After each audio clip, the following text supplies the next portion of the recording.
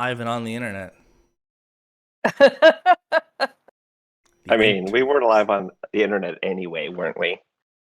On Yeah, all but the just cameras and things that private. we share. Exactly. Live is an interesting, Yes, interesting type thing. All right. Well, your mileage may vary. Yeah. It reminds me of the Truman Show, right? Where Oh, his life yes, was live and on the air exactly. all the 100. time. And that was like 19, when the heck was that? It was so Truman Show.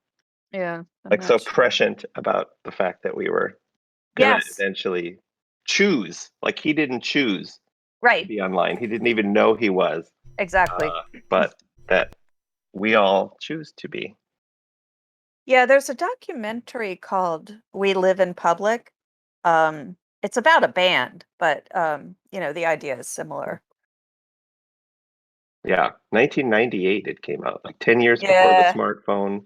That I was a don't know when, big like, year though, in terms of thinking about in terms of the internet becoming a mass medium and hmm people thinking about what does this really mean? So there's a lot of good stuff from that time right. period. I'm trying to see when did Facebook had only been around 4 years. Yeah, Yeah, exactly.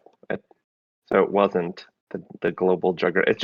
Yeah, it's one of my favorite movies, Truman Show, just because it Yeah, so yeah, speaks to so many things that so many issues we're dealing with now. exactly. Uh-oh, for Nick, I no don't hear for anything. me. I think the problem was I watched that hoping it would be a comedy, and it wasn't. And it wasn't. Yes, exactly. Because I mean, until that point, that's how we thought of Jim Carrey. Yes. Here's a funny thing. I actually showed that movie to my 14-year-old son maybe like 6 months ago, Uh-huh. and I didn't really think to tell him this because it seemed obvious, but at the end of the movie, we were talking, and he was like, "Wait, that was fiction?" And I was like, Yes. and I was like, "What?" I was like, "What do you mean?" He's like, "I thought that was like a documentary about a real guy." And I was like, My and he's God. like, he's in the smart school, right? Like Yes. it just blew. And then for like a little bit, he was like ticked off at me. He's like, "Why didn't you?" I thought that was real. That was fiction the whole time. And I was just uh, like, wow, it's no. so easy to believe now, right? It's Right. just so easy to believe that somebody would Yes. actually do that. Yep. Anyway, It's yeah.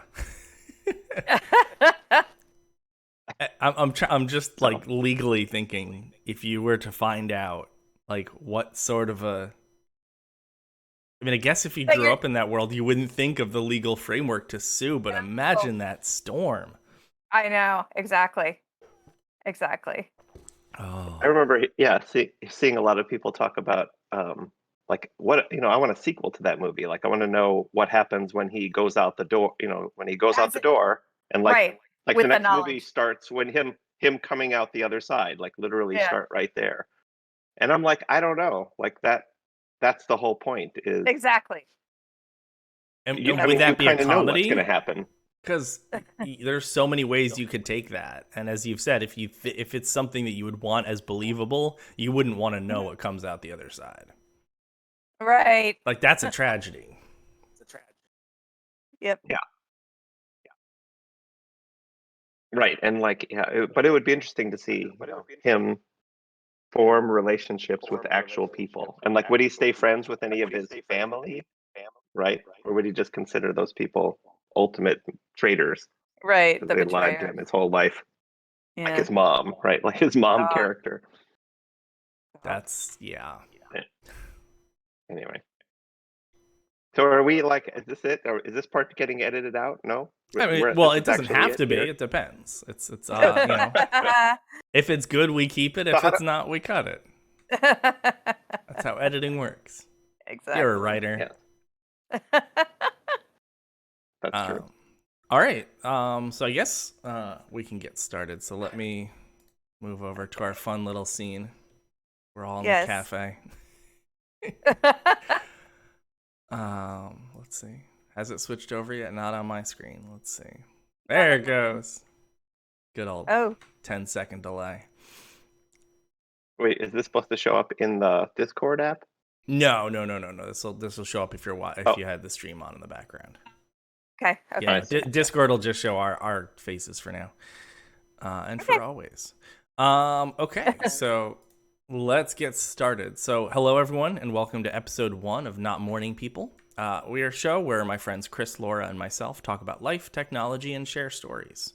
Not Morning People is a live show that runs every Monday at 8 a.m. Eastern over at twitch.tv The Wizard Loon, and spelled out that's THE The Wizard WIZARD, and Loon LLEWYN.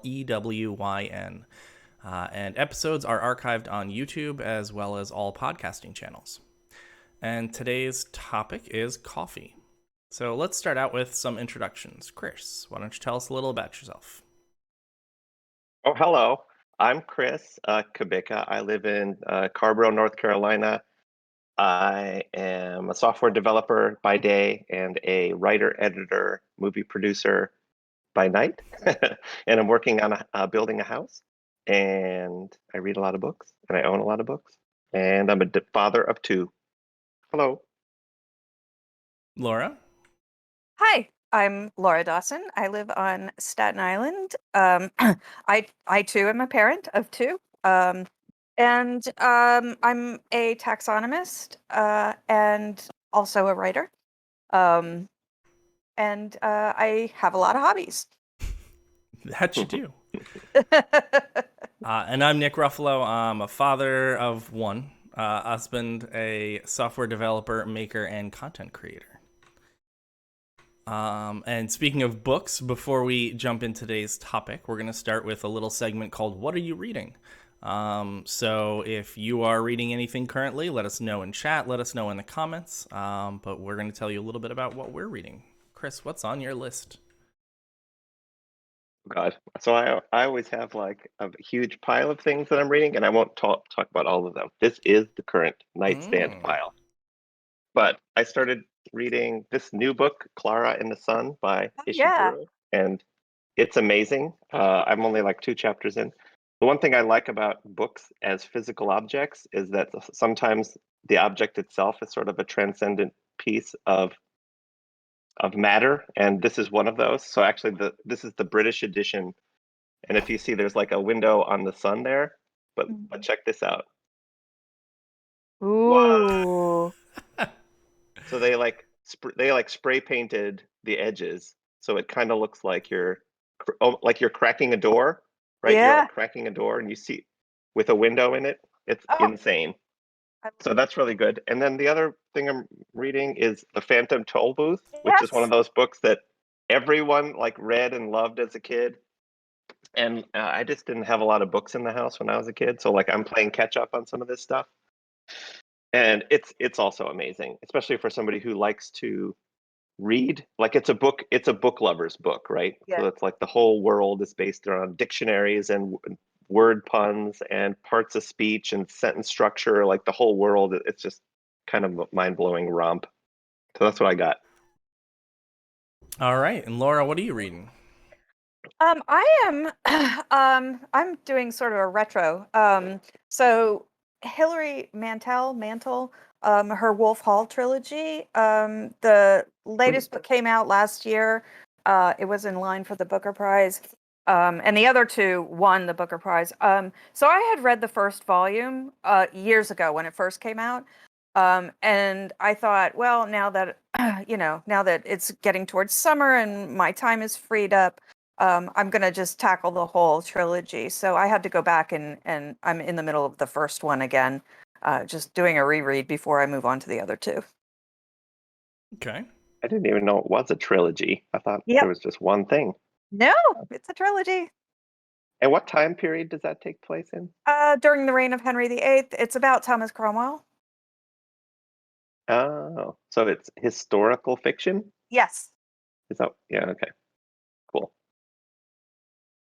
What are you reading, Nick? And I am reading It's All Relative by A.J. Jacobs. It's narrative nonfiction about a guy who starts researching his family tree and gets down and stuck in the genealogy Trap.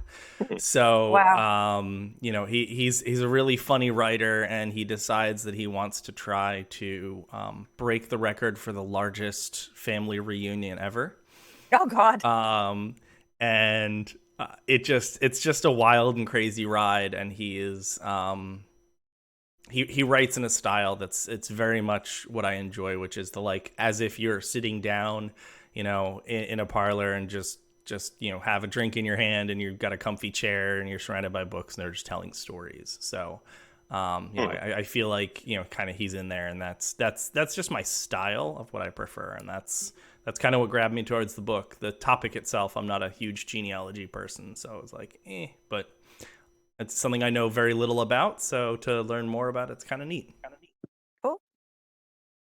Having a bunch of people sitting around a fire telling stories is like one of the oldest things we have, isn't it? Seems like Yeah. that's how Homer told his stories. That's how all the Canterbury Tales are told. It's pretty cool. It is, but it's very hard to pull off. So, you know, if you take a look at for example, like H.G. Wells' Time Machine. So there's a lot of meta in that as well, because at many parts in the book, there's literally someone sitting there in a study trying to explain that he has gone back and traveled through time, but it's told from the perspective of someone who was there. So there's a lot of that in there, but there's also a lot of people who have attempted to copy that, and you can tell they've never sat down and told a story to someone before, because there's a lot of language that you have to give up. So like when you're writing like really good fiction, you can be more flowery and more descriptive. But when something sounds like Lord of the Rings, I could never imagine sitting down and having Tolkien tell me that. Like you just because there's too much thought that went into the descriptions and things like that. Like you can't come up with that on the it doesn't flow quickly. Right. It's just a different style. Well, I mean, I think I actually majored in theater and took some classes in oral storytelling, and I'm by no means an expert, but like the basic rules of oral storytelling is that you have to focus on the action and the dialogue, right? And like the Tolkien story, like there's a whole chapter about them having 11sies and second breakfast and like bickering and all this kind of stuff, where it's like the plot's not getting moved along at all. Yeah. And like that's not what the Odyssey is, right? Like the Odyssey is action, action, action, action, words, words, action, action. And then the second part of it is, if it's oral, there's a lot of repetition, and it's kind of the opposite of creative writing in a way. Yes. Like in creative writing, if you said the wine dark sea every single time somebody's talking about the ocean, people would be like, oh my God, call it something different. Yeah, But in no, oral the editors storytelling, would go nuts. you have to do that with character descriptions, like Yep. Odysseus with his arms held strong or something like that. Like they repeat these things, and that's because the listener associates those characters with those descriptions, and it's just kind of easier to follow along It as the anchors story people. progresses. Yeah. Yeah, exactly. Yeah. So like, and there's just a lot more of a poetic element to oral storytelling. It's a performance, right? Exactly. So I took you a want it to storytelling. sound. Yeah. Go ahead. You go. I took a storytelling class in my grad school program this past semester, and we had to do four for my credit level. We had to do four different oral projects. So we were presenting to the class. And oh my God, yeah, if I didn't have a background in public speaking, it would have been incredibly more challenging to me. But there's a lot that I was already doing unconsciously, because you have to retain the attention of the audience. That's the most, important thing when you're getting up and talking to people in a room full of people. So yeah, it's keeping the focus on the action for a story is really kind of the only way you're going to rivet people, unless you've got some, super hot goss. Yeah, exactly. I think a lot of it was practical too at first. Like you can talk until the fire goes out. So that's why like stories. stories, I think, were very episodic, right? Because you could talk for a little Yes. while, and then you'd have to sleep Yes. and get up and hunt and gather the next day. Right. But One thing I oh wanted to my mention. God, can we get back after dinner to where, Homer is telling us about this war? Yeah, exactly. And also like there's some like doubling back too, like a recap almost. Like in each of the Yes. chapters, sometimes it'll kind of Yeah, recap what was there before. And again, because people would be like, oh, maybe you weren't at the campfire last night. Let me just catch you up. One other exactly. thing I was going to say about time travel. One of the other books in my little pile is this book. Does this show up in reverse? Does it show up in like No, flipped? it's actually It's showing a up perfect. Oh, okay. It's a book called Time Travel by James Gleick. Gleek? Gleick. Click. I'll say Gleick. Glick. Okay, Yes. Glick. And it's not. I actually started reading it, and I was like, wait, just a Sekaruski. This isn't a history of like time travel, like the physics concept. It's a history of time travel in literature. Um, and everyone should read it. It's fascinating. But the very very condensed version is that almost all time travel literature traces its history to The Time Machine by H.G. Wells. Like Yeah. before H.G. Wells's Time Machine, literally that book, the idea of like using technology to go bzz, bzz, bzz, bzz, or bzz, bzz, bzz, bzz, was just like literally not in people's heads. There Right. was like Rip Van Winkle. There was like some things where like Rip Van Winkle would like fall asleep and then he woke up later, and that's sort of time travel. And there's a few other examples like that where there's sort of like some uh like God, helps like take somebody back to show somebody a story or whatever. But it was not. But it was so weird to me. I was like, really? It's only like everyone's into time travel. It's this global thing, but it's only been around for 130 years. Like everything has happened in the last 130 years. Wow. Anyway, I also just saw Tenet over the weekend. Have you guys seen Tenet? Not yet. No, It's on You should it's on watch my it. list. there is a good It's book, the Map of Time, which actually hmm. is a fiction that is under the premise that H.G. Wells actually did make his time machine, Oh, and it's it was very well written. It was a long book. It was one of those like 650 plus pagers. huh. But and there's more in the series, and I'm wondering how they're gonna figure that one out, or at least how it's different topics. But I'm wondering if they can really hold on to the writing style they pulled off. But it was they explored a lot of how nobody talked about time travel until then, and how it was received and how scientists tried to believe it was real, and it definitely blurs the line between fact and fiction, and it was really well done. Who was the author of that? That's a great question. Hmm. That is Felix J. Palma, Okay. and it is in the Map of Time trilogy apparently. So there's Hmm. Map of Chaos, Map of Sky, and Map of Time. Well, I recommend seeing Tenet. It's sort of a mind bender, and even though I know we're all smart people, I don't expect yourself to like get it until until you've like watched it twice or you've watched it once and then watched the explainer video. Um, but it's Cool.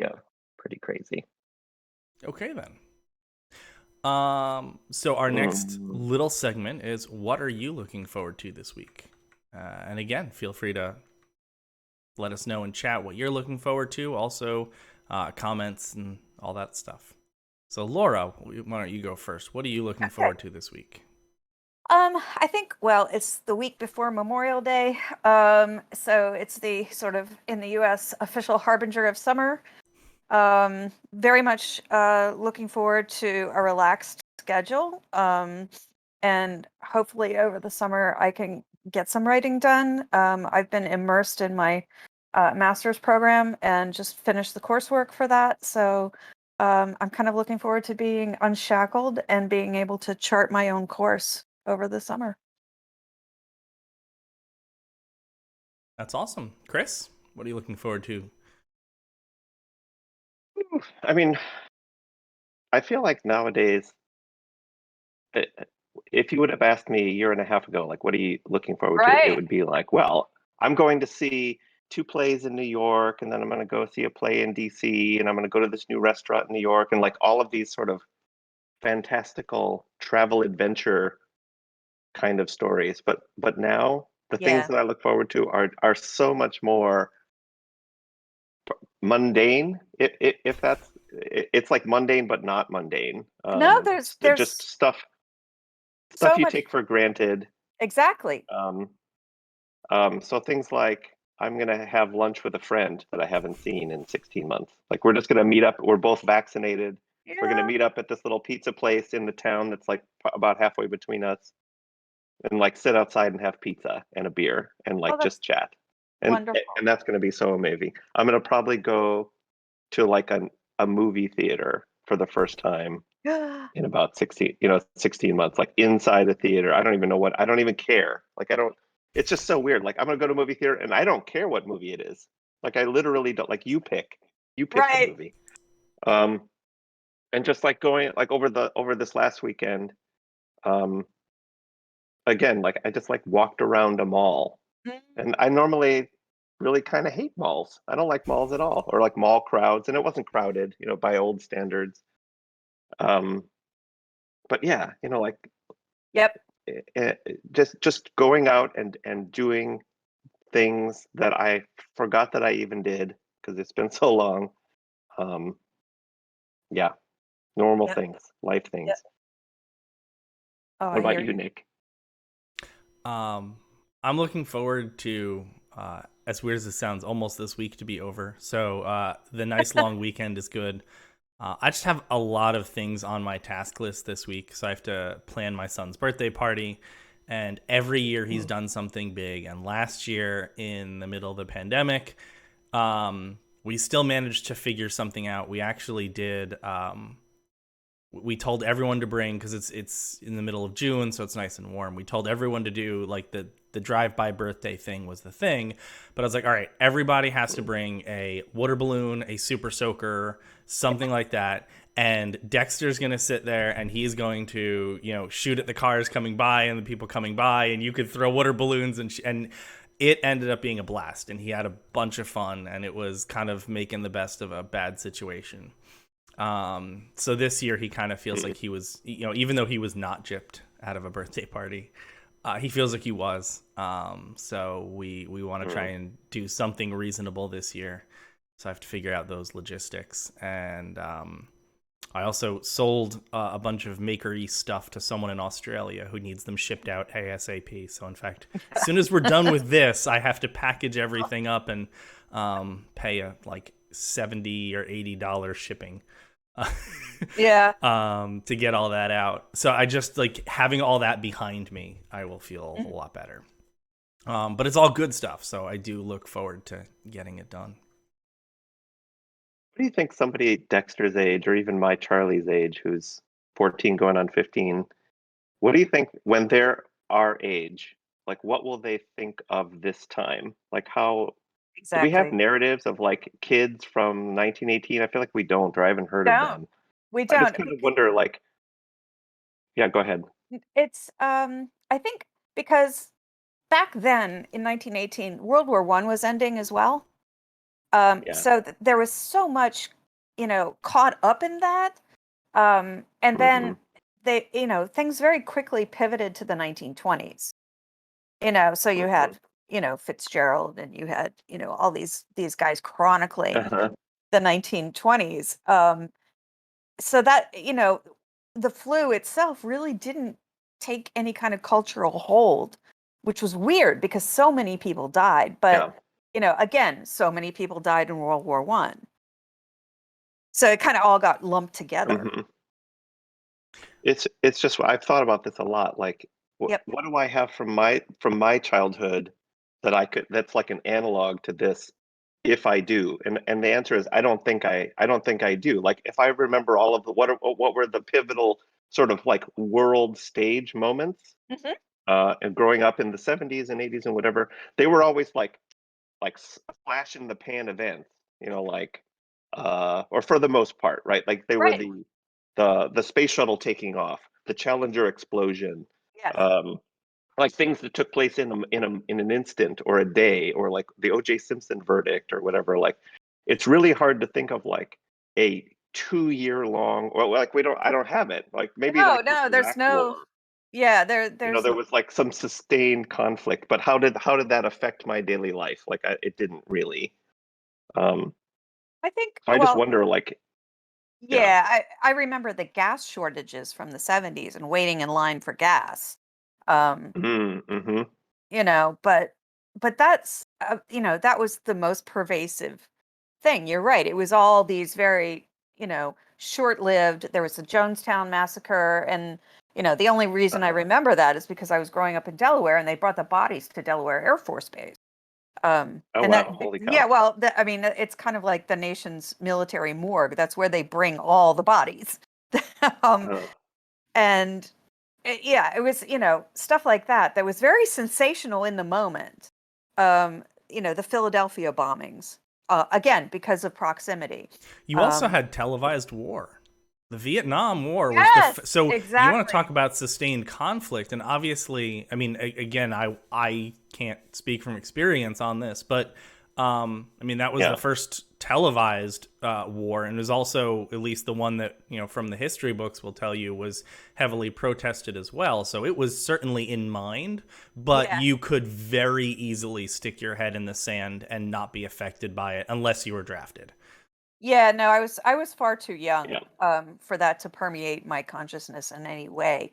I think yeah, politically, the first thing that really got me was Nixon's resignation, and yeah, watching that on TV with my parents. But um, that was that yeah. I was what, 7? Yeah, I think I was born right when he was like the headline for my birth. If you like do the thing where Yeah, you order the newspaper for your right. date of birth or whatever, like it's something about his resignation because it was Yep, March of '73. So I think it was right around then. My yep. whole thing with the pandemic, as far as like my experience, like what were my long lasting takeaways is I always remember my great grandmother, my Busha, who used to Uh-huh. talk about living through the Depression and stuff like, oh, and she had this really heavy Eastern European accent. She'd be like, oh, Christopher, and she would tell these stories. But she would tell stories about like, oh, if my, like we would share it would be 4 children, and we would share a can of beans, Oh God. and if if we left a bean, if we left a bean in the bottom of the can, we would get like laid over our father's lap and beat with a leather strap because we were like wasting food that could be used for somebody. And like certainly my life is not that affected by the pandemic by any stretch of the imagination, but I do remember at the very beginning of it, especially as a self-employed person, being like, I don't know what's going to happen. Like, are all my clients going to go away? And some of them Right. did. So like I remember feeling this Yep. like very like I need to batten down the hatches for the long haul feeling. So Hmm. like I did all these things, from literally probably battening down whatever hatches I actually have to, like scaling back my internet speed, scaling back my purchases from restaurants. Like I didn't go to restaurants even for carry out for like the first 6 months because I was just like Yep. really trying to be the ants in the ant grasshopper story, right? Like Yes. who knows how long this is going to last? Like it could have been. Exactly. I thought it could have been much worse. Anyway, Yep. Yep. No, so I had the health thing, right, because I have asthma. So I was just terrified to go out. And yeah, I yeah. have to say, I mean, like I'm the oldest of us. Um, I haven't Mhm. experienced anything like COVID in my lifetime ever. The most Mhm. traumatic thing that has happened was being in New York during September 11th, and Mhm. this was, you know, it was a completely different kind of trauma. Right. Totally And it was different. like in your home, right? It was like Hmm. right. You were at ground zero, right? Right, right, right. So this was one of those things like I was saying the Iraq war before, where I was like, I remember like if I look at my yearbook from 1990 or whatever, like there's all this, people clipping, newspaper headlines and stuff like that. But even that, like, didn't really directly affect us, or at least didn't feel like it did. But 9/11 for No. you, I imagine, Yeah. was like had Oh God. ash settling on your porch. Exactly. Yeah. No, Yeah. Sarah was out on the playground. She was in elementary school a couple blocks away from me, and the only reason she knew anything was wrong was because it started raining like debris. Not Right. heavy debris, but like papers. Uh-huh. It was 2001. It was an extremely paper heavy time. Yeah. So like all these memos, like pieces of memos, were just falling onto the playground, and they got called inside. Hmm. Crazy. Yes. Anyway, Yeah. this was the topic on what we were looking forward to this week. No. Let's talk about coffee. Yeah. Let's talk about coffee. No, that's the point of this is it's a place for us to chat and share stories. So I think this is definitely a topic worth exploring later. Yeah, for sure. And digressing. I hope that Yes. there will be digressions. Of course. Okay, so we are supposed to have a topic of coffee. So we'll start really, really simple. What are you drinking now? As Laura takes a sip of, I Yes, hope is of water. Yes, it's water. Have to make the joke. Yes. So, So- Laura, you're not a coffee or tea drinker? I am. I very much am. I had my first cup of coffee while we were setting up. So I have. I'm one of these terrible people in the world who has a Keurig. I got it because I was commuting, and it was the fastest option. You have to juggle quick with expense, right? Time and money. Right. So it was the quickest option for coffee at home. I use a little. My pods are Javalia, which was a coffee I was drinking in the 90s. I got turned on to it, and once I realized they had pods for it, I was like, okay, I'm going for this. Now that you're home, have you considered the reusable pods so that you don't kill the environment? Yes, I do have those. But I have them. I have used them. It's just a matter of prepping the night before, so I don't have to think about it. No. I'm all about prep. Now, Nick, you're making very judgy sounding statements about killing the environment. You could phrase it as to make I know. alternative environment choices. Laura? No. There's one episode, so I love Futurama, and there is one episode that really sticks in my head, and it's the garbage episode, and it really encapsulates everything. And if you haven't seen it, basically in the future they've solved the garbage problem. I'm gonna big quote solve the garbage problem. But Fry, the main character, wants to eat an Oreo, so he takes an individually wrapped chocolate part of the Oreo, unwraps it, puts it in a machine, takes an individually wrapped chocolate Oreo, puts it in the other, takes an individually wrapped cream, unwraps it, puts it in the middle, squishes it, it then forms an Oreo. He then takes it and he turns it and takes it apart and then eats it separate. Oh my God. And then it obviously creates a whole bunch of garbage waste. Yes. And it's just like, whenever I see individually wrapped like snack packets and things like that, like I understand it, but I'm like, can we stop?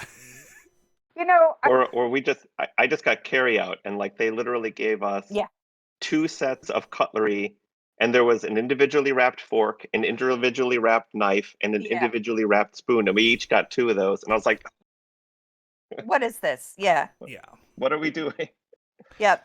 Well, actually, so on that topic, so I'm actually drinking Dunkin' Donuts coffee, and that is because we just got a local coffee shop, and it's actually owned by someone who lives up the block, and beyond that, like, they actually make really good coffee. I normally go there, but they're closed on Mondays. But we banned styrofoam in our area. So Dunkin' Donuts, I don't know how well you can tell, but this is a paper cup. So it's still wasteful in the sense that it's not reusable, but it is biodegradable, and it will. So if it Exactly. goes into a landfill, it won't create toxic chemicals, and it will at Yep. some point biodegrade. Mhm. So it's at least in my mind, I'm going to tell myself it's better. I mean, it's so hard to tell. Yeah. In New York, we have, technically we have recycling, but you don't know what happens once that stuff leaves, your house. Yeah. I don't know how the city's processing it these days. I don't know how much of it is actually useful versus how much, again, reverts to being waste. Yeah, exactly. And I think I saw a documentary that says sometimes, depending on your city, like 70% of it Yep, gets dumped right from the recycling collection truck right into a landfill, depending on the absolutely. day sometimes. Yeah. Yeah, Yep. it But is. We certainly need to reduce a whole lot more. Mhm.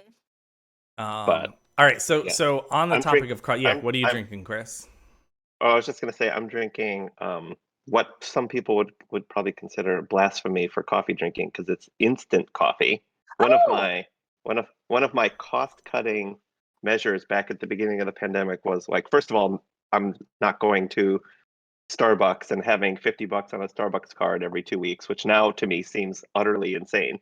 right. So not only am I cutting that out for the safety reasons at the time, but like the expense, like I want to try to do everything I can to make it, not expensive, and then also maybe not environmentally uh, impact as impactless as possible. And I decided that like instant coffee doesn't Yep. generate any waste other than the container the coffee comes in, which is glass, the ones that I guess. So are But you drinking so it's Nescafe? This one is like the 365 brand from Whole Foods, Yeah. just because I happened to be near one the last time. But normally I'll just go to like Food Lion, which is just like the discount grocery store around here, and just get like the Food Lion brand. And I can tell you, like I can appreciate a good cup of coffee. Mhm. Uh, and this isn't like a good cup of coffee, but it's good enough. Yeah. It's good enough coffee. And I just wanted to say one thing in defense of the Keurig. Mhm. I actually had a Keurig machine for years. When I was married, I had it, and it was just so easy and convenient, and I Exactly. certainly didn't think about it that much. And then I was the coffee drinker, and my ex-wife wasn't really that much into coffee. So Mhm. when I first was like moving out, there was actually I wish I had a video of it. There was a scene kind of like what was that movie? The Steve Martin movie, The Jerk, when Uh-huh. he leaves and he's like, I'm just going to take what I need. All I need is this paddleball game and Right. this chair and this robe, and he like gathers up like six things as he's walking through his house. And one of the things I was like, I'm taking this Keurig machine because you don't even care. But I don't remember what Right, I said. right. But and it was like right during the financial crisis, so like money was really tight. I couldn't like innovate my coffee at the time very well, so I was like, I'm just going to take this. And that was like one of the seven things I brought to my first like rented house, was like an old table that was in the attic and an old couch that was in our cat room, and the Keurig machine. And it got me through a couple of rough years. Yeah. Anyway, So so what was your first experience with coffee? Or and by that, follow up is, if your first experience was when you were 3 and dad said, here, have some coffee, and you had some coffee and then never touched it again for 9 years, then like, what was that tipping point between going from a non-coffee drinker to a coffee drinker? Laura, you want to start? Sure. So, yeah, my first memory of coffee, was when I got to college. I was a tea drinker, prior to that. And my roommate, her parents were first generation, Italian immigrants. Um, and they brought her Nescafe. Um, on regularly. So that's what she and I were drinking. And I got really attached to it. Um, it's, of all the freeze dried coffees, it's really good. So I still keep a couple of jars around just for nostalgia's sake. But that was my first exposure, um, to drinking coffee regularly. hmm. And Chris? So My first memories of coffee are when I was a little kid and I would wake up, and when my parents were still married, like second grade, third grade, I would wake up and my dad would be sitting at the Mm. kitchen table with his cup of coffee, and he would be like doing the crossword puzzle in the local like Mhm. bargain classified. There's like a classified newspaper. I don't know if Uh-huh. do they have those anymore? Like the free paper, Right. where you would list all, your things for sale or look for jobs, Exactly. all that kind of stuff. And he'd be looking through that and doing his crossword, and he had like his white T-shirt and like pajama pants, and he'd be have his coffee. My first memories of like drinking coffee was I actually took my dad played the concertina, and he played organ, and he wanted his two kids. I have one older brother to play the organ, so we actually went in like northeast Wisconsin. We were like sort of made to go have organ lessons, um, which we both hated at the time. And now I was like, man, I wish I would have like stuck with that more than just a couple of years. I'm so glad that I like know how to play like what limited amount I do know how to play. But anyway, but the lessons were at like an organ piano store, like a Oh, sales, wow. like a showroom. They were like in the basement. They had Mhm. lessons. And so we would take turns. Like one of us would have a half hour lesson, and then the other of us would have the half hour lesson. But during the half hour, it was like 7 o'clock in a closed piano store, Oh, wow. and there was always like one of those office percolators, Yep. like on the first floor, where like they'd give coffee to people who were there to like drop a bunch of money on an organ or whatever. And there was always like half a pot of old crappy coffee in there. Oh, wow. And at some point, I was like, I'm gonna try some coffee. So like, I got one of the little styrofoam cups, and they had like Uh-huh. packets of powdered cream and powdered sugar. Right. I put like probably eight packets of each of those in there, so it barely tasted like coffee. And then every Wow. time I was like, I kind of like this. So every time I would be waiting, I would kind of look forward to having my little Oh. dessert coffee. Yeah. And then that's it. And then later, like I lived in a small town where like this predates like coffee shops in small towns or anything, but there was a restaurant called Perkins, which is kind of like I Yeah. think it still exists. It's kind of like Denny's. It's like a Denny's. Exactly. And they were the one place in Appleton, Wisconsin that was open 24 hours.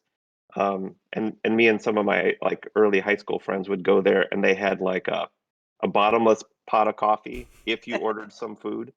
So we'd Right. all go and order like one plate of French fries, which was the cheapest thing on the menu, and then like smoke. We could smoke inside, so we'd Right. smoke, have a bottomless pot of coffee, and eat French fries. That's it. Wow. What about you, Nick? So I was extremely straight laced as a kid. I did not do any drugs, Hmm. and like even Advil, Tylenol. Like I would have to be in severe pain Hmm. to do anything like that. And coffee was one of those. It is a controlled substance. It is a drug. I was just or technically it's not a controlled substance, but it's still a drug. Mhm. And I never drank it. My parents always drank coffee. It was it was a normal thing. It wasn't like bad. It's just it was like not for me.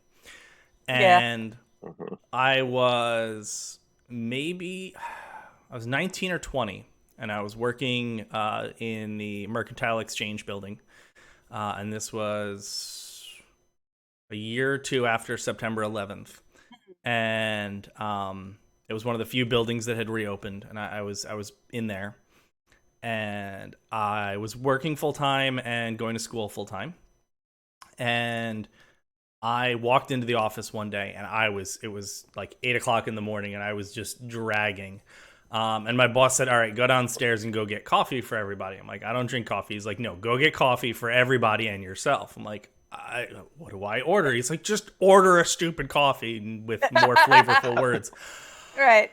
So I was like, okay. So I went downstairs and I ordered coffee, and they gave me a black coffee because that's what you get when you order coffee. And I'm like, this is disgusting. I'm like, how do you drink this all day? He's like, did you put milk in it? I'm like, no. Right. He's like, did you put sugar in it? I'm like, no. He goes, okay, go pour a little out and fill it with milk, and then pour sugar in it until it tastes good. And I was like, oh, I didn't know that was an option. Uh, so I made my coffee taste like melted coffee ice cream, and I said, "Wow, this tastes good." Um, and that started me on drinking coffee very sweet. And then a few years ago, my wife went keto and pretty much dropped all sugar and things like that. And I Yep. said, for my health, I should probably do the same.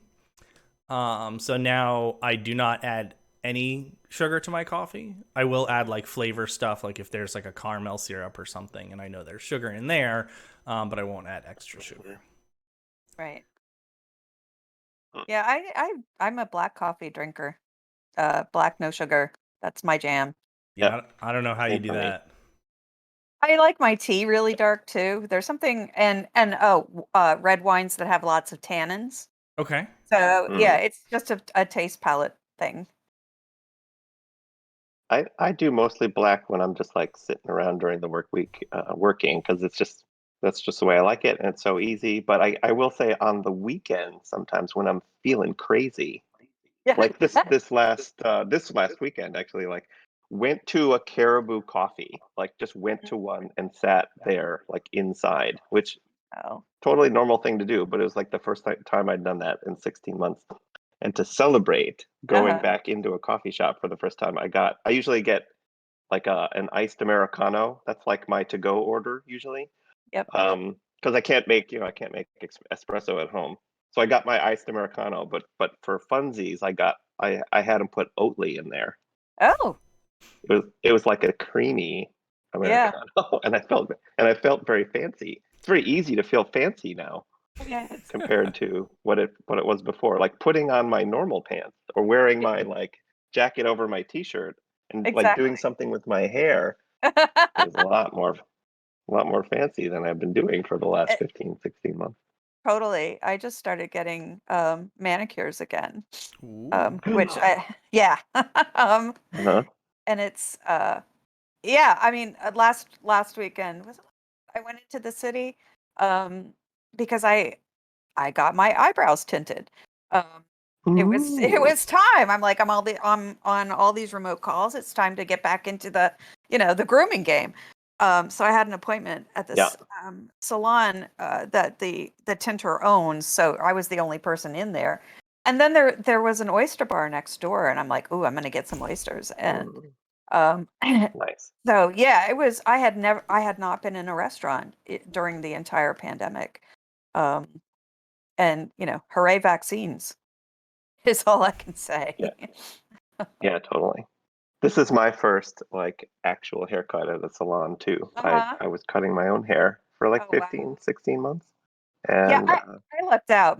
or like not cutting it, not cutting Yeah, exactly. No, my hairdresser it.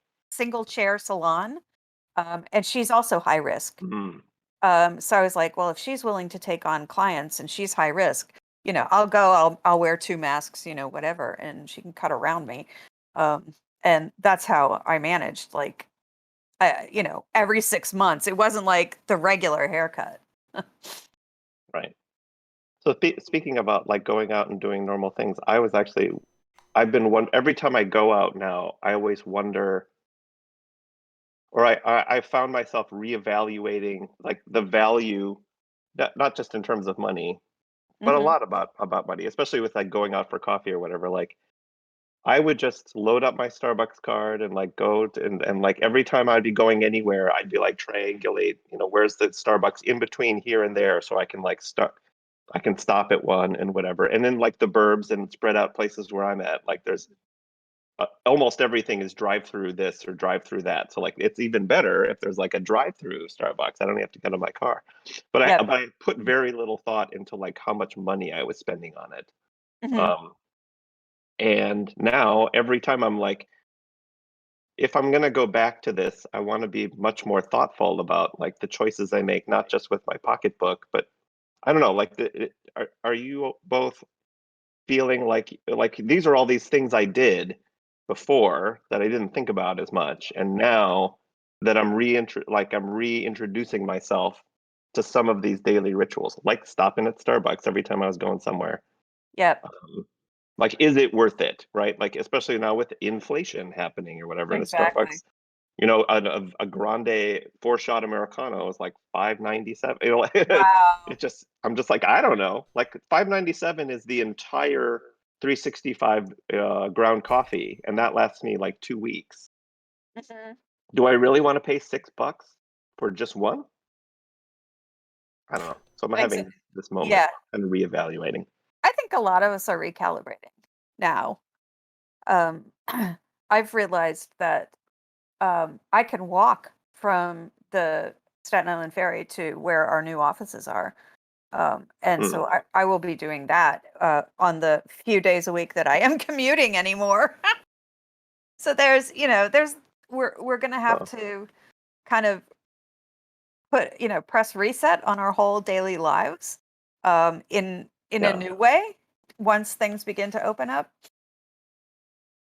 Yeah, I yeah. mean, it's there's a lot of weird perspective going on. So I have been extremely lucky in that my wife and I remained employed. Hmm. In fact, the company I work for did very well last year.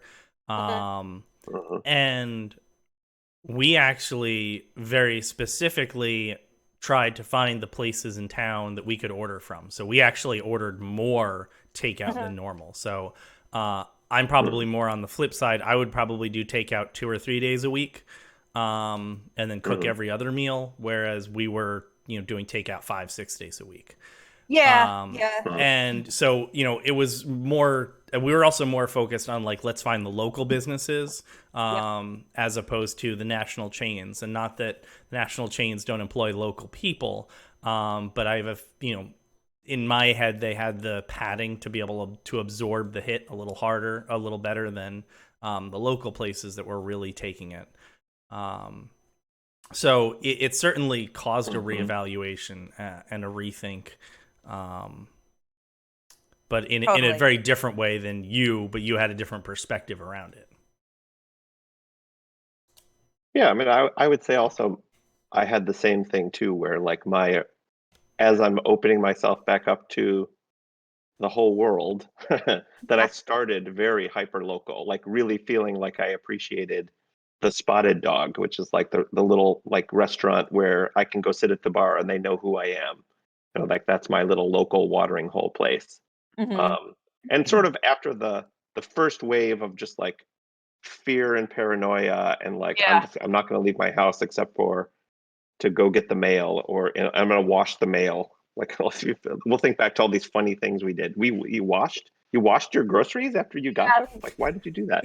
But after I Exactly. got through that like sort of panic like nesting phase or whatever, the very first things I reached out to were like the Spotted Dog and uh the Weaver Street Market, which is like the locally owned co-op market and whatever. Because I'm like, you know what? I think Starbucks will be okay. I think Kroger is going to be okay Yeah. relative to these other places. And like, I feel very good about that I was able to. And now, like again, going back to the everything's opening up again. Like, I really hope I don't forget about that. And like, I keep the focus. I mean, I'm still going to go to New York. I'm going to New York in a couple weeks. Hooray! But Yay! also like retain that appreciation for the local um you know people who their whole life is like being part of their local community with their local store and their local customers and stuff. Anyway, Yep. Yep. Do either of you have any traditions or quirks around coffee? Ooh. hmm. Coffee? No. Tea? You made it sound like you. Yeah, no, tea I like You're it depends on the tea. If it's herbal tea, I'll use a bag, but if it's um the quality of the tea in a tea bag has to be really like regular caffeinated tea has to be really good for me to use a tea bag, so I really prefer loose tea. hmm. Yeah, my thing has been, and this isn't maybe just a coffee thing, but sort of a whole life thing, has been, I don't know how to boil this down without making it a huge monologue, but maybe it's the whole like Henry David Thoreau, simplify, simplify, simplify, like trying to boil down my life and my coffee making to like the simplest essence possible. So like I when I was married, I had like the most complicated coffee making ever, right? Like I had a burr grinder and a Yeah. special container to put the open coffee package into so no air got in, Yep. Yep. and then like a big coffee maker. There was like a whole like Starbucks worth of equipment that I used to make my coffee. And then of course I moved out and got a little apartment at first, and like space was limited, and so I just had the Keurig. And but since then I've been like, how can I like not have a lot of waste, have it be inexpensive, have it be drinkable? So I kind of went through all the things. I had the Keurig, and then I was like, I'm gonna try a percolator. Like, when's the last time somebody had a percolator in their house? So I actually got a percolator, and like that's okay, but there's still like a filter, and you still have to clean out the pot.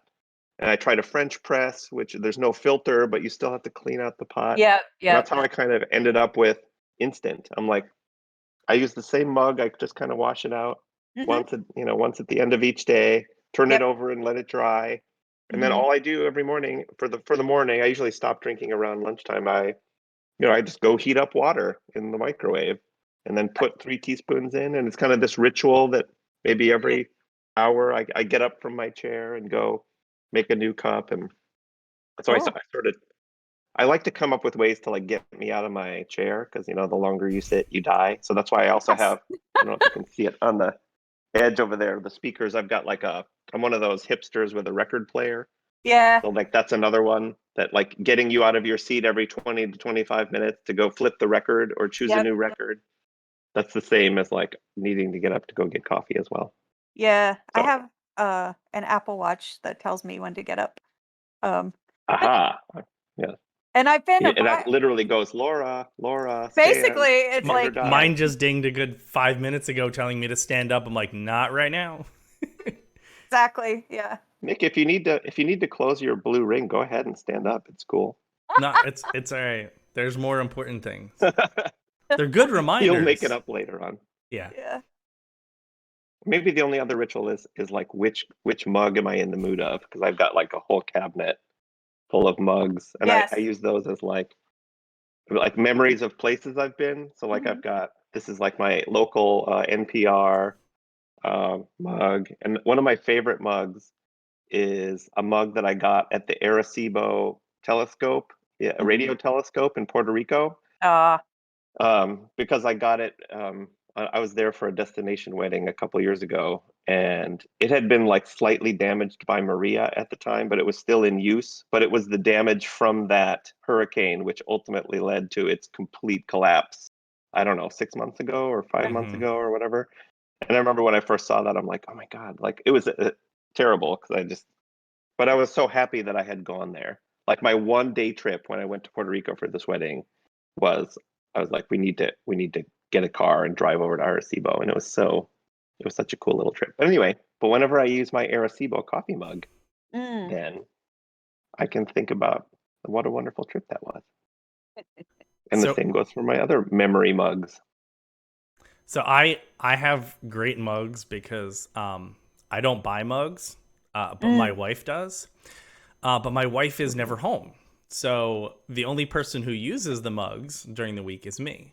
So I've got like Mama needs a cup of coffee and Mommy fuel and that sort of stuff. Right. And they're all giant. So that's what I drink when I'm on meetings. And people are like, dude, I'm like, yep, I don't care. It's a nice big cup. Um, Uh, but I've made coffee part of my routine, and one of the reasons I go to my local coffee shop is it's 2 or 3 blocks away. So even if it's cold, I can just throw on a jacket, and it just forces me to kind of walk in the morning. And I've worked from home for 8 years now, so any sort of movement in the morning is great. So it's been that, and I actually have a Dunkin' Donuts right up the block, and the coffee shop is a block and a half in a different direction. So it used to be, before the other coffee shop was, I would get my Dunkin' Donuts. But my wife likes day old coffee. I Oh. don't get it. But it makes my life easy. So when I do make coffee, what I do is I just make a giant pot, and then I pour my 1 cup and then leave what's rest, and she takes that the next morning and throws it in the fridge, and that becomes her iced or whatever coffee. Oh wow. And then my other weird, I sort of quirk is that 80 degrees. If it is hotter than 80, I have to have iced coffee. If it is cooler than 80, I have warm coffee. I mean, it's, it's not an exact science, but it's, I don't like iced coffee if it's cold. And if it's hot, I do not want hot coffee. Uh-huh. That's interesting. I never really thought about like I tend to almost exclusively get iced coffees when I go out. And when I make it at home, like it's just so much easier to just like heat some water and stir in some Right. grounds or whatever. But when I go out, I'm like, oh, there's like ice and like there's more stuff than I'm willing to do with it or whatever. So even in the winter, I'll get like an iced Americano. I don't know. Is it because I have a cold soul? That's probably what it is, right? So I wanted to I'm have cold in my heart. a minor funny complaint. So the way I threw out the sticker. So with Dunkin' Donuts is with a mobile order, they take a sticker and stick it to the top of your drink. The problem is then you've got your receipt and a sticker on your drink and you have to pull it off. When you pull it off, half the glue remains on the top of the label. And with the way I drink, the glue sticks to my nose. So no. if I can, hold on. Let's see if I can pull this off. So Are you gonna put the glue on your face? no, I didn't know if you could hear it. Every time I pull it away, it goes boop, boop. Oh, wow. Oh, that seems like a serious design flaw that they're like sticking glue right on the place where you put your mouth. Well, it's the sticker. They could just, well, it's not where you put your mouth, it's your nose. So okay. But yeah. Still, I mean, like that's stick it on the side, friends. I agree, but I don't do it often enough to complain. Huh. Okay. Yeah. We are running, I don't want to say behind time because we started a little bit late. Is there anything coffee wise you guys want to say before we move on to the show wrap up? Yeah, I don't know. I don't think so. I think we have said all that can be said about coffee. Okay, careful. I'm sure there's entire podcasts Oh, on yeah, coffee. no. Well, there are whole books about coffee. We can revisit coffee in a later episode. Exactly. If we feel like we've run out of other things. No, I think this was a good starter. Yeah. I mean, none of us are crazy coffee people, so it's not like we're gonna No. go into, well, I have this coffee from these beans that goes here, and like, I mean, that's certainly a topic for someone else, but I think it's I think it was a good start in the sense of it was, kind of a light and easy fun thing related to our show. Yep. Mm-hmm. So the way we're going to end this show is with two little segments. The first segment is called Giving Back. And in this, we are going to all say something that we are thankful for. And we're going to pledge $1 to a charity of our choice. You are welcome to do so as well. You can either pledge to one of the charities we are pledging to, or you can pledge to your own. You can let us know in chat. But the point of this is, again, only if you are able to. If things are tight and you can't, that's fine. But it's good to think about the things that we are happy for, and then if we are in a position we are able to give back, to do so. So I will start us off with that. And so my pledge is towards Mary's Meals. And Mary's Meals has been kind of my patron charity for a while that I've done through the stream. But they just have a really amazing model when it comes to food distribution and the concept of it. So they help local farmers in developing nations to grow more food. So they're teaching basically the infrastructure and the knowledge for them to be much more self-sufficient.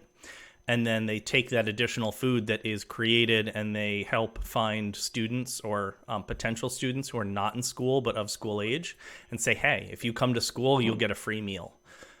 So they're helping get kids off streets, helping get kids education, and then helping the local communities kind of to support themselves. And they're also a very efficient charity when it comes to the dollars donated versus their overhead. So what I am thankful for this week is I am thankful that I made a Mad Eye Moody Eye sale to Australia. So now I have Mad Eye Moody Eyes on 4 different continents, and the person also bought a whole bunch of other stuff as well. So as someone who did not expect at all to ever be able to sell any pieces of art or makery stuff he's ever made, to be at this point has been an interesting and fun journey. All right, Chris I or was going Laura, to ask whoever. you, Nick, Yes. would you ever consider like doing that full time? Like, have you ever thought, if money were no object, I would stop programming as my salary and do this maker stuff? Because whenever I hear you talk or post online or whatever, like, I know you like post and retweet like tech and coding stuff, but is it wrong to say that you're kind of like your passion, like one of your passion, your growing passion is for making and creating and connecting with people who are into your stuff? So there's a lot to unpack in that, and I'll do this as short as I can. So yes, my Yes. passion is creating. My passion is connecting with people, not necessarily people who are into my stuff. I enjoy teaching. I enjoy, talking about this sort of stuff. And it certainly makes me feel good to be able to make things and sell things. I think if I were ever to do it professionally, I think the only way is if it was more like a famous artist and less like an assembly line. So I would not want, I mean, look, I wouldn't complain and I'd figure out a way to do it. But if I was selling 10 Mad Eye Moody Eyes a day, I could quit my job and just do that, but it would be boring. And yes, I'd, machine line assembly it all out, but that is not what I would want to do. What I would much rather do, if it was going to be a full-time thing, to have 1 commission a week, but it's a high price commission, or to be able to make, really unique pieces that take me a week to make, but sell for, $2,000 to $5,000.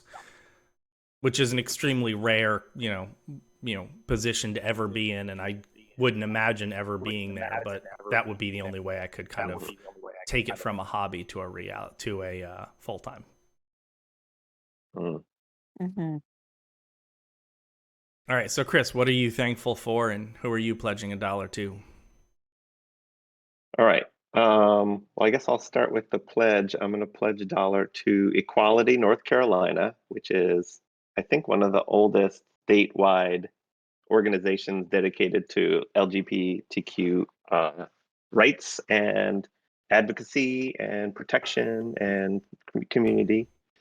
So I love them, and they're doing lots of great work in North Carolina. And as far as being grateful, I feel like gratitude is one of the things I feel the most of right now. So like I'm grateful for science and scientists. I'm grateful for you, Nick. You're like one of the kindest connectors, I think, like Yes. social connectors that I've ever met. Thank you. Like genuinely, thoroughly kind. Yep. And just as a friend, even if we weren't doing this stream, like I'm just glad that I met you. I think I'm trying to think of when I met you first. I remember you handing out stuff at Book Expo or something, but it may have been one of the unconferences. I don't remember what it was. Did you ever go to You the had one of DBW TOC, or was it just Book Expo? I think I went to DBW. I was actually a speaker at DBW at some point. It was probably DBW. Towards the end. Yeah. Anyway, but I'm thankful for you. I'm thankful for Iris, who drew Yes. the drawings of all of us for our little stream cover page. So it's mostly just the people in my life that I'm thankful for, and that's it. There's the drawings. I put up the starting soon screen. Oh, cool. Oh, look at that. Those are also awesome. So They Iris are. did yours too, Nick, right? Yes, mine is I don't want to say an original, but mine's actually from 2011. Ooh. That's back when you were all wearing your hat. When you go out for your walk to the Dunkin', do you put on one of those hats? No, that is a conference only hat. So again, I work from home, so Oh. and I have for several years, and I've also been in startups. So you don't get dressed up. It's just not something you do. So when I would go to conferences, and I mean, so I have a business background, and not a tech background, at least educationally. So, it was like, okay, if I'm going to go to this conference and I need to stand out, but I need to stand out in a way that's not, I don't want to wear a bright orange, feather vest with wings. Like I could do that and stand out, but that's not going to get me the attention or the business that I'm looking for. And my entrance into publishing was as a startup, looking for business, looking for clients, and looking for investors. And then later on, was that BookSwim? BookSwim was what I first started, within publishing, and then from that I moved on to Vook, and then from that I moved on to Airbook, which is now Aereo. Cool. But yeah, so the hat was a good way. Hat and suspenders was a good way to kind of stand out while still fitting in. Exactly. Well, yes, I always loved it. And when you met me in New York one time, you also wore the hat so that I could, and not that I wouldn't recognize you otherwise, but that I could see you quickly as we were trying to coordinate what street corner we were going to meet on. I don't remember even where that was. When I first started my job at my current company, and I went out to visit them in Tennessee, the people that I knew from conferences didn't recognize me without a hat. I was having a conversation with someone, and after about 30 minutes, he's like, "Wait, you're Nick." I'm like, "Yeah." He's like, "I didn't recognize you without the hat." I'm like, "Yeah, it happens." All right, Yeah, and Laura, what are you thankful for, and what are you pledging to? I am pledging to our local classical station, WQXR, which is a fantastic radio station that has gotten so many people through the pandemic. They've done a lot of special programming around, kind of helping people emotionally during the pandemic. So they have now, I forget what the program is called, but at 2:00 they aired selections that their listeners have made of classical pieces that have comforted them throughout this time, and they do a lot for kids as well. So they for a while they were doing a classical show specifically for kids. And they've just really, they had to get real creative when the pandemic hit and start broadcasting from their homes. And and that's continued. It's just, I just love their sense of reinvention. They've been amazing throughout all of this, and and they have a stream. And so while it's a New York City centric classical music station and the only one in New York City, which is shocking, they're available across the country, and they have tons of listeners from all over. So that is where my donation is going this week. And in terms of what I'm grateful for, I think just making it through all of this and having to figure out, just watching people figure out how to grapple with the constraints that have been on us for the last 15, 16 months. It's been extraordinary. And I really am appreciative of human invention and human resilience right now. Mm-hmm. Does QXC still have there was an older DJ, and he's most notable for the fact that his mouth is eating the microphone and his mouth is dry. No. So now are you thinking of this one? This one takes us back, and I remember when it was 1920. It was a great year, and he was playing this song on the piano, and his fingers were Just move No. And like whenever I turn it on, it's always that guy. And maybe I'm confusing it with a WNYC I think host. you are. But Yeah, because there was a guy who did classic, like Sinatra was his big Yeah. thing. okay. Yeah. And it was called the Jonathan Show. But yeah, he's not there anymore. He got kind of culled in the Me Too movement, unfortunately. Hmm. So, but yeah, no, QXR seems to be, problem free in that regard, which is nice. And they have a lot of female announcers too, which I appreciate. Great. So the last segment we don't have anything for yet, but I'm going to ask everyone in the YouTube comments, in the podcast comments, wherever you're listening to, or if you're following me on Twitter at Nick Ruffalo, I'll throw it in chat. If you get us a funny pick or quote, we're going to end the show off kind of like, I will admit it's a bit of a ripoff of like the Moment of Zen from The Daily Show, things like that. But it's kind of just a way to end on a smile. So if you have any content, please let us know, but we will certainly have something for next week. Otherwise, thank you all for coming. Thank you, Laura. Thank you, Chris. This has been wonderful fun.